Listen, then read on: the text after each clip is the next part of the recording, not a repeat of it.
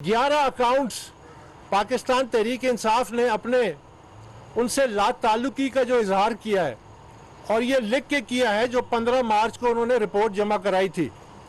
ये वो अकाउंट्स हैं जिनको असद कैसर, शाह फरमान, इमरान इस्माइल और जो पार्टी की टॉप क़यादत है वो उसको ऑपरेट करती थी।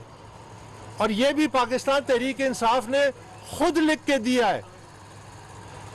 यानी उन्होंने ये कहा है कि ये जो 11 अकाउंट्स हैं जिनको उनकी जो ये क़यादत ऑपरेट करती थी, ये गैर कानूनी तौर पे खोले गए। इसमें जो रकम आई उससे पीटीआई का कोई ताल्लुक नहीं है और ना ही इन अशखास को ये इख्तियार था कि वो ये अकाउंट्स को ऑपरेट करें।